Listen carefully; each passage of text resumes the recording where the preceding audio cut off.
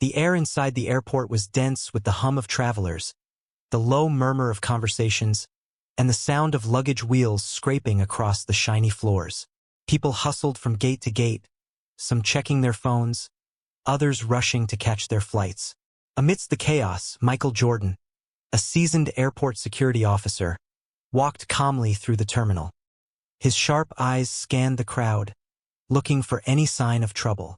Walking beside him was his most trusted partner, a Belgian Malinois named Max. Max's sleek fur gleamed under the fluorescent lights as he trotted beside Michael, his eyes constantly darting from one person to the next, sniffing the air. It was a normal day on the job until it wasn't. They were nearing the food court when Max suddenly froze. Michael stopped too, sensing the shift in his dog's behavior. Max's ears perked up, and without warning, the dog leapt forward, breaking free of his handler's tight grip. Max bolted toward a young woman who had been walking casually through the terminal. "Mox! No!" Michael shouted, but the dog was already airborne. The woman, startled, screamed as Max knocked her to the ground, his powerful paws pinning her arms to the floor. His teeth bared, he growled, his deep bark echoing in the wide, open space. "Hey, get him off her!" someone shouted, and a few people nearby began to gather. Michael sprinted toward them, his heart racing. He reached the dog just in time, grabbing Max's harness and yanking him away from the woman. But Max wasn't done. His tail was rigid, his eyes focused, and his growls didn't subside. He kept his gaze fixed on the woman, as if there was something more than just a normal airport incident at play. "Easy, boy," Michael murmured, pulling Max back. But the dog kept pulling at his leash, his intense gaze never leaving the woman. "What's going on?" Michael asked, his voice calm but stern. He looked down at the woman, who was still lying on the floor, her face pale and eyes wide with shock. The woman scrambled to sit up, brushing herself off, her eyes darting around in confusion. I don't know. What's wrong with him?" Michael could tell she was scared, but there was something off about her reaction. She wasn't as shaken as someone who had just been attacked by a dog. It didn't sit right with him. Max was still growling, his body tense. Michael placed a hand on the dog's head, trying to soothe him, but Max wasn't responding. Something wasn't right. Michael's instincts were screaming that this wasn't just a random incident. "Ma'am, I'm going to need you to stand up and come with me for a moment," Michael said, his tone authoritative. The woman blinked, then stood up slowly, her eyes shifting nervously from the dog to Michael. "Is this really necessary?" she asked, her voice wavering slightly. "It's procedure," Michael replied, his eyes narrowing. He could sense the tension building in her, and it only made him more suspicious. Max had never reacted like this before, and he didn't take it lightly. "Please, follow me." The woman hesitated but nodded, a resigned look on her face. "Okay, just tell me what this is about. I don't understand." Michael signaled for two nearby officers to step in and assist. As they walked through the terminal, the woman remained strangely quiet. Her unease was evident, but it was also controlled. It was almost as if she was trying not to show too much fear. It only added to Michael's suspicions. Once they reached the security office, Michael motioned for the officers to close the door. They led the woman to a seat in the center of the room. "All right, Miss Adams, is it?" Michael began, pulling out her travel documents. The name on the passport matched, but the unease still lingered. "Yes," she responded, her voice still shaky, though she was trying to appear calm. "But I really don't know what's going on here." Michael set the passport aside and turned to Max, who was sitting quietly now, his eyes still locked on Sarah, though the growling had stopped. Michael placed a hand on Max's head. Max has been trained to detect suspicious behavior. When he reacts like this, it's usually because there's something off. Sarah shifted uncomfortably in her seat, her hands twisting in her lap. "I swear, I don't know why he attacked me. Maybe he's just nervous. I'm just a passenger. I'm flying back home. That's all." "That's not enough, Miss Adams." Michael's voice was firm now, his patience wearing thin. He looked up at the officers. "Check her bag." One of the officers, a tall man named Steve, stepped forward and began to rummage through Sarah's carry-on. As he sifted through her clothes, a strange feeling crept over Michael. Something wasn't adding up. "Nothing here," Steve said after a moment, though he sounded more perplexed than relieved. Michael's eyes didn't leave Sarah. "Something about you isn't right," he muttered. "Max doesn't act like this unless there's a reason." The woman's face twitched, but she quickly composed herself. "I'm not hiding anything, okay? I just want to go home." Michael could see the sweat starting to form on her forehead. There was more to this than a simple misunderstanding. Max suddenly growled again, his body rigid, his eyes unblinking as he focused all his attention on Sarah. Michael's gut tightened. "Tell me the truth," Michael said, leaning in slightly. "What aren't you telling me?" The woman swallowed hard, her face going pale again. She opened her mouth, but before she could speak, Michael noticed something in her expression. A flicker of panic.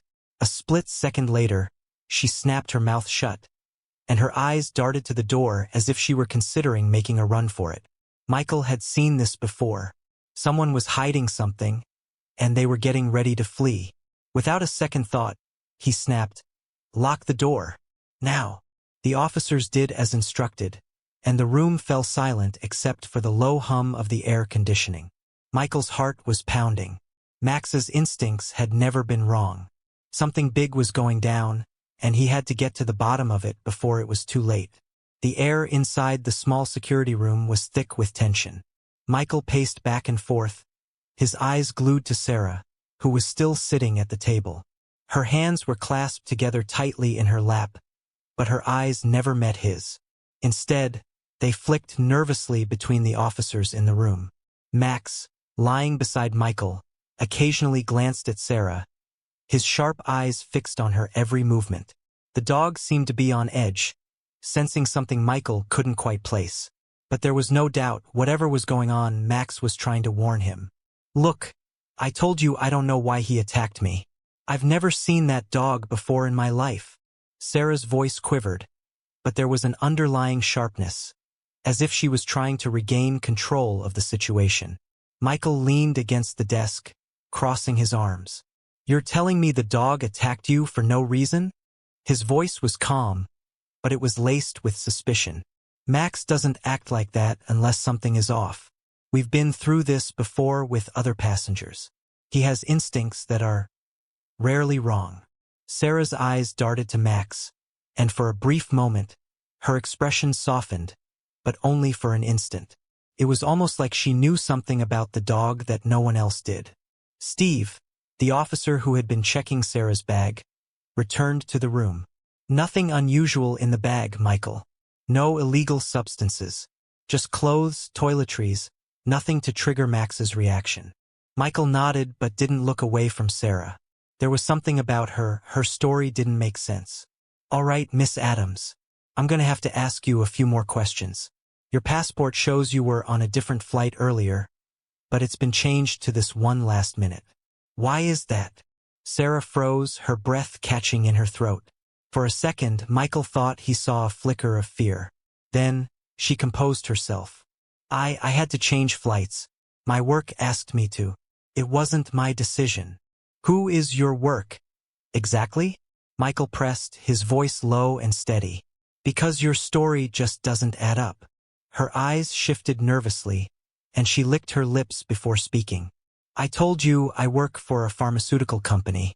I had to reschedule my flight because of an urgent meeting." Michael raised an eyebrow. "A pharmaceutical company? You didn't mention that before." Sarah's face paled as she tried to maintain her composure. "It's nothing important. Just a small meeting. I'm not involved in anything illegal, I swear." Michael stared at her for a long moment. There was a long silence, and Sarah shifted uncomfortably in her chair.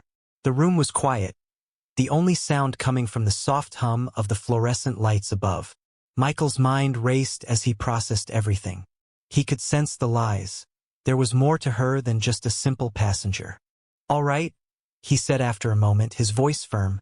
"Let's check your flight details. There must be something else we're missing." Sarah opened her mouth to speak, but no words came out. Her eyes flicked to the door again, a look of desperation crossing her face. Michael caught the movement and immediately snapped, "Officer, check the door. Lock it down." But as soon as the officer moved to the door, Sarah leaped from her seat. "Wait. No, you don't understand." Her voice broke, a crack of panic finally leaking through the controlled facade she had been maintaining. I didn't mean for this to happen." Michael's heart skipped a beat. He stepped forward, his hand on Max's harness as the dog immediately stood up, sensing the shift in the woman's behavior. "What do you mean by that, Miss Adams?" Michael demanded, his voice sharp. "What is going on?" Sarah collapsed back into the chair, her head falling into her hands as if she could no longer hide the weight of the truth. I wasn't supposed to be involved, but they threatened me. My family's life is on the line. I was forced into this." "Who threatened you?" Michael's voice was low, his tone filled with both concern and suspicion. "Who are they?" Sarah's breathing quickened, and her eyes darted nervously between the officers. She hesitated for a long moment, then whispered, "I'm part of a group. We're smuggling something dangerous into the country. I didn't have a choice. They said they would kill my sister if I didn't do it." Michael's mind raced. Smuggling something dangerous? This wasn't just an ordinary situation. This was much bigger than he had anticipated. "What are you smuggling?" he asked, his voice now filled with urgency. Sarah trembled. "A biological weapon. A virus. It could kill thousands of people if it's released." Michael's breath caught in his throat. "A virus? What kind of virus?" Sarah swallowed hard. "I don't know exactly. I was told it was a bioagent that could cause widespread panic. That's all I know. But I was supposed to deliver it to someone at the airport, and now it's too late. They'll come for me, and for you." Michael's mind whirled as he processed the information. A biological weapon. An innocent woman caught in the crossfire of a deadly plot. But the more Sarah spoke, the clearer it became. This wasn't just a random smuggling job. This was organized, highly planned, and incredibly dangerous. Max, still standing beside Michael, growled softly, sensing the intensity of the situation. Michael glanced down at his partner, his mind racing. He had to stop this before it escalated any further. "Where is it?" Michael asked, his voice hard. "Where is the virus?" Sarah looked up at him, fear evident in her eyes. I don't know. It's hidden.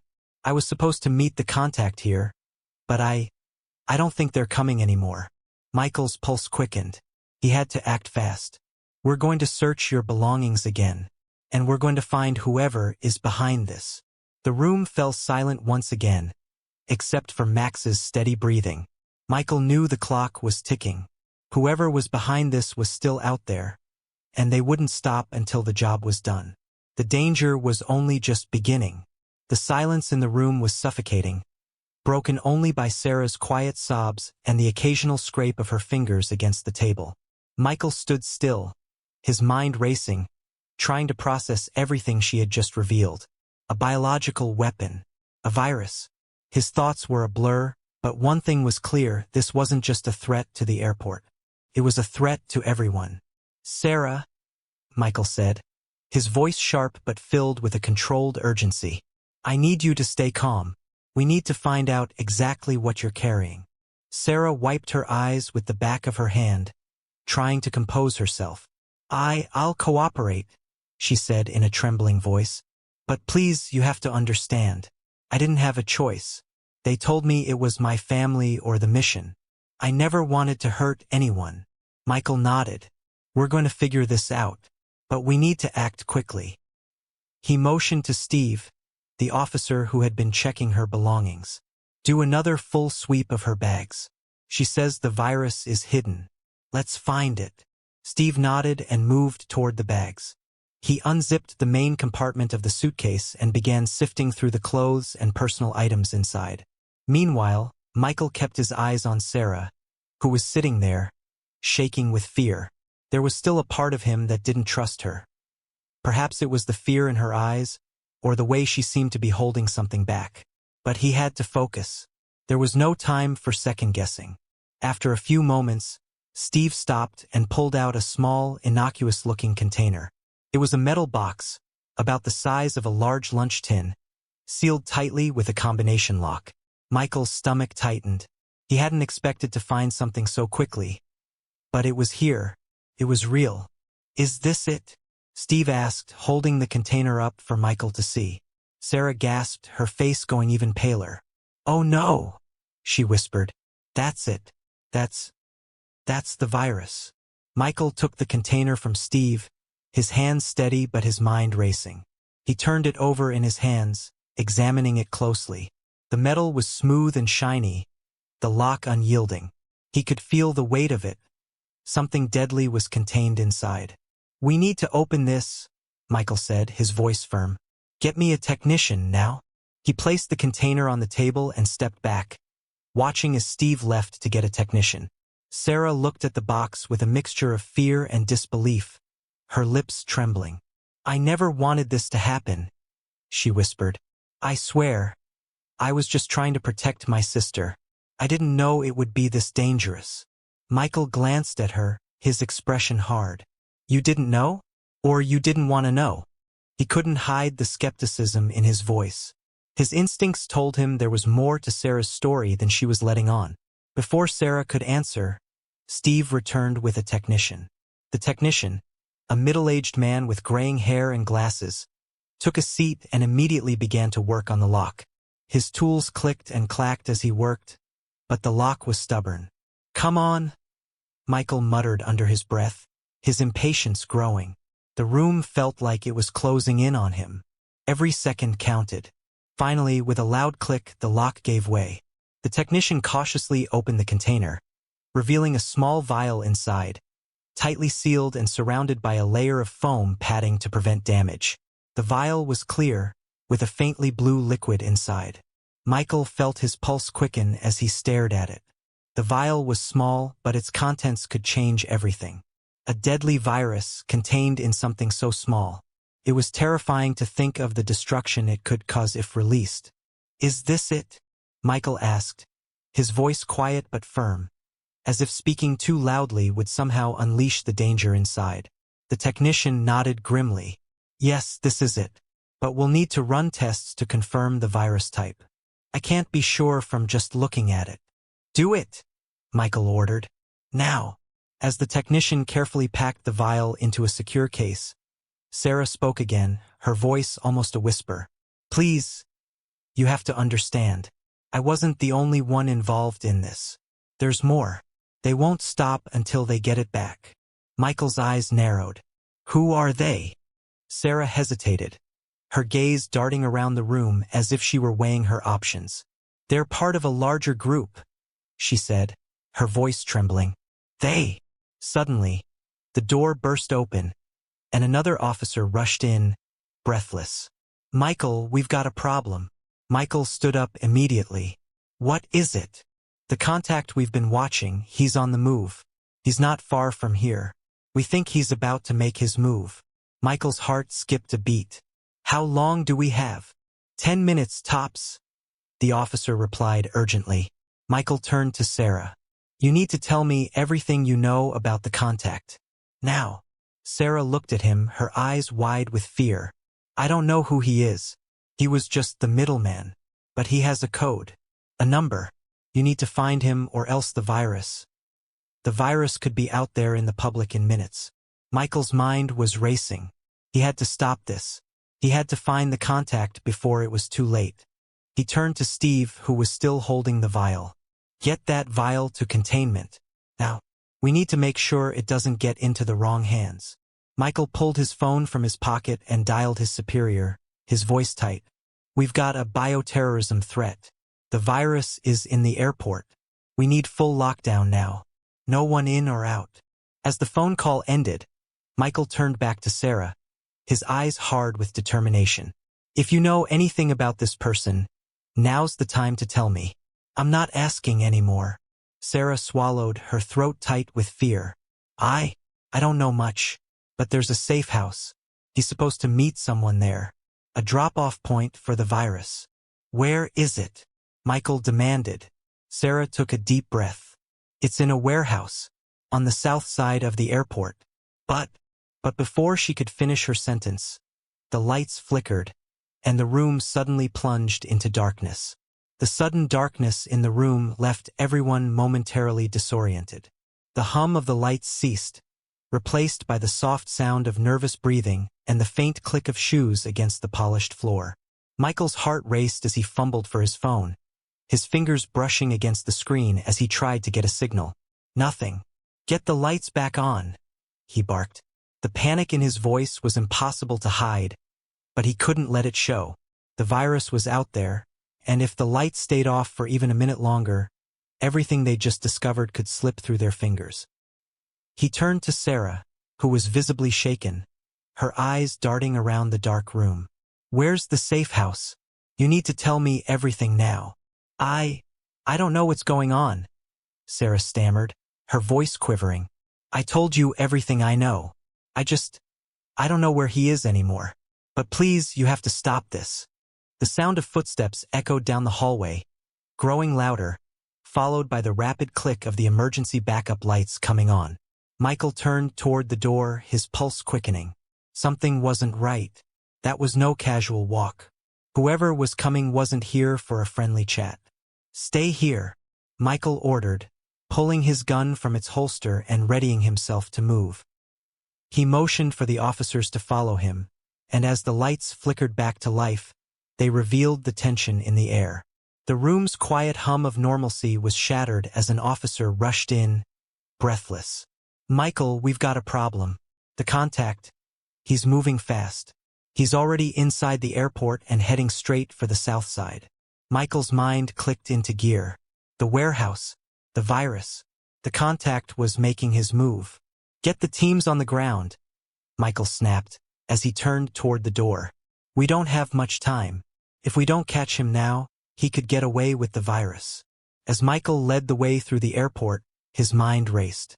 Max, who had been eerily silent until now, was at his side, his muscles coiled, sensing the danger. Michael knew the dog could feel the threat just as he did. But this was more than just a simple criminal chase. This was a race against time. The South Terminal was only a few minutes away, but with every step they took, Michael could feel the seconds slipping away.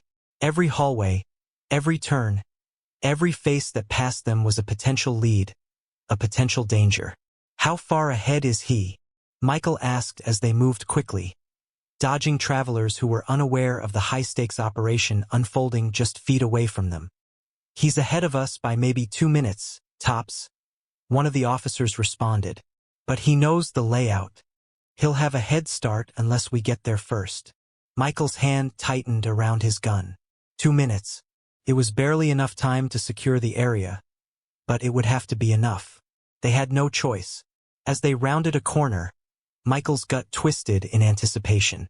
The south side of the airport was quieter, less crowded, and that made it the perfect spot for someone to slip away unnoticed. The warehouse was nearby, but they had no idea who the contact was or what kind of backup he had waiting for him. Just then, Michael heard it. Max growled softly under his breath, his head turning toward a dimly lit corridor to the left. It was narrow and shadowed, the perfect hiding place. That's him, Michael whispered. His heart raced as he gestured for the team to move in. On my count, we rush him. The officers nodded, and Michael began counting down in his head. 3, 2, 1. They charged. Max was the first to bolt ahead, his paws pounding the floor as he shot through the narrow corridor with the speed and precision only a trained police dog could possess. The team followed closely behind, their boots pounding against the floor, their breath shallow with adrenaline. As they approached the end of the hallway, Michael saw the figure of a man in a dark hoodie, his back turned to them as he fumbled with a locked door. It was the contact, the man they had been hunting. Freeze! Michael shouted, his voice booming in the silence of the hallway.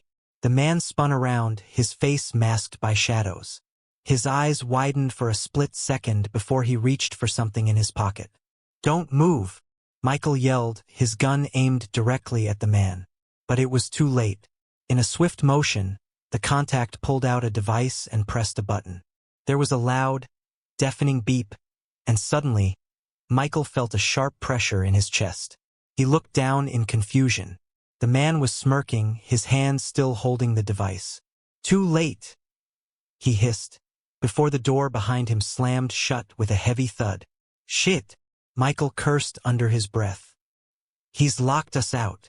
Max growled and lunged forward, but Michael grabbed him by the harness, pulling the dog back. "Stay with me, boy," Michael muttered.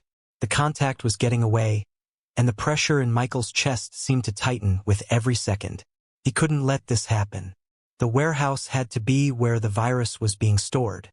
"He's going to try and make a run for it," Michael said, his voice steady but urgent. "We need to catch him before he gets out of this terminal. He can't leave the airport." Michael led the charge, moving toward the next set of doors, knowing the contact was already ahead of them.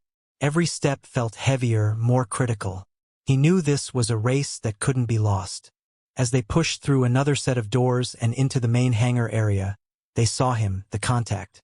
He was running, his steps quick and desperate. But Michael was closer now. "Don't let him get away," Michael shouted to his team. The sound of Max's paws against the concrete echoed in the vast, empty space as the dog sped ahead of everyone. Michael could see the man's face now, his eyes wide with fear and determination. He was almost there. Suddenly, the contact turned sharply to the left, disappearing behind a row of crates. Michael sprinted forward, his eyes locked on his target. He was so close. The man was cornered. But just as Michael prepared to make the final move, he heard the unmistakable sound of a helicopter's rotor blades above, growing louder and louder. "Helicopter!" Michael shouted, realizing that the man's escape was just beginning. The contact wasn't alone. They were about to face a much bigger threat. The sound of the helicopter's rotor blades grew louder, cutting through the tension in the air. Michael's heart raced as he glanced up, instinctively knowing that they were running out of time. The contact, whoever he was, wasn't just trying to escape on foot. There was something bigger at play here. The helicopter wasn't just a getaway vehicle. It was part of the plan. "Get to the crates," Michael shouted, his voice strained with urgency. "We have to stop him before he reaches the landing zone." Max, still on edge, growled low, his muscles coiled for action. Michael could feel the dog's instincts screaming, warning him that the danger was far from over. The contact had an escape route, but Michael wasn't about to let him get away. Not when the virus was still out there. They pushed forward, weaving through the crates, their footsteps quick and determined. The contact was fast, but Michael had the advantage. He knew the layout of the airport better than anyone. He could outsmart this guy if he just stayed focused. But as they rounded the corner, Michael froze. The contact was no longer running. He had stopped, and he was facing them now. His expression was cold, calculating. He had a gun in one hand and something else in his other, a small device that looked like a detonator. The smirk on his face was all too familiar. "You're too late, Jordan," the contact sneered. "This whole operation is bigger than you can imagine. You can't stop it." Michael's pulse hammered in his ears. The contact was planning to use the virus, no doubt. But why was he still there? Why hadn't he run? The pieces clicked into place. The contact wasn't trying to escape. He was here for a much more dangerous reason. "You don't have to do this," Michael said, his voice calm, though every muscle in his body was coiled like a spring. "This isn't you. Let it go, and we can make sure you get out of this." The contact shook his head, his grin widening. "It's already too late. You think you've won? This is just the beginning. There's no going back now." Michael's mind raced, trying to calculate his next move. He knew the situation was delicate. If the man set off that detonator, the consequences would be catastrophic. The virus could be released and nothing would stop it. Max growled again, his hackles raised. He sensed the danger more than anyone. Michael's hand tightened on his gun, his eyes never leaving the contact. "Drop the weapon," Michael commanded, his voice hard as steel. "This is your last chance." The contact's eyes flickered for a brief moment. Uncertainty? Fear? but it was only for a second before he regained his composure. "You're too late," he said, his finger twitching toward the detonator. "You've already lost." Michael took a deep breath, his mind focused. He had to end this now. The contact was bluffing. The moment he pressed that button, there would be no going back. But if Michael could distract him, they might have a chance to stop the virus from being activated. Without warning, Michael lunged forward, his body moving with a speed and precision honed through years of training. He tackled the contact, knocking the detonator from his hand and sending the gun flying. The man struggled beneath him, but Michael had the upper hand. Max barked loudly, charging forward, his jaws snapping as he lunged for the contact's arm, pinning him to the ground. "Get him cuffed," Michael shouted to his team, his voice ragged with exertion. He kept his weight on the contact, making sure he couldn't move, couldn't escape. As the officers moved in to restrain the contact, Michael took a deep breath, his heart still pounding. He glanced over at the helicopter, which was hovering just above the runway, waiting. He knew the stakes were too high to let the contact slip away again. "We've got him," Michael said, his voice steady now, though a knot of tension still lingered in his chest. The contact glared at Michael, his eyes full of hatred. "You think you've stopped it?" he spat. "There are more of us. This is bigger than you'll ever understand." Michael didn't respond. There was no point in engaging with someone who had already lost. Instead, he nodded toward the team. "Get him into custody. We need to secure the virus, and we need to do it now." As the officers hauled the contact to his feet and cuffed him, Michael turned to the technician who had been working with the virus. "Is it safe? Can we contain it?" The technician nodded gravely.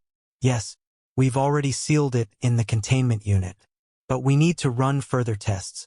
We can't take any chances." Michael's mind was still racing as he looked at the helicopter, now retreating into the distance. Its mission failed. But even as the threat was neutralized, a cold, unsettling thought lingered. The contact's words echoed in his mind. "This is bigger than you'll ever understand." As the helicopter disappeared into the sky, Michael knew this wasn't the end. It was only the beginning. He had stopped the immediate threat, but there was still more to uncover. The virus was contained for now, but there were others out there. Others who were willing to do anything to achieve their goals. "Let's move," Michael said, his voice resolute. "We've got work to do." He turned back to Sarah, who had been standing quietly at the edge of the scene.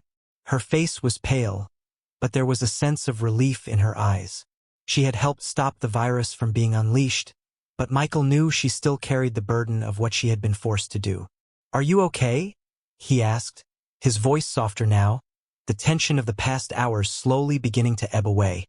Sarah nodded, though her eyes still held that same haunted look. "I'm fine," she whispered, "but I don't know if I can ever forget what happened." Michael didn't have an answer. He could only nod in understanding. Sometimes there were no easy answers, only the weight of the choices they made and the cost of the consequences. As they walked back toward the security checkpoint, Michael couldn't shake the feeling that the battle was far from over. The fight against this dark underworld wasn't won in a single night. But for now, they had won this round. And that was enough. The story highlights the fine line between good and evil, showing how ordinary individuals can find themselves trapped in dangerous situations beyond their control. The journey of Michael Jordan and Sarah Adams demonstrates the power of courage, loyalty, and determination when faced with a threat that could destroy lives.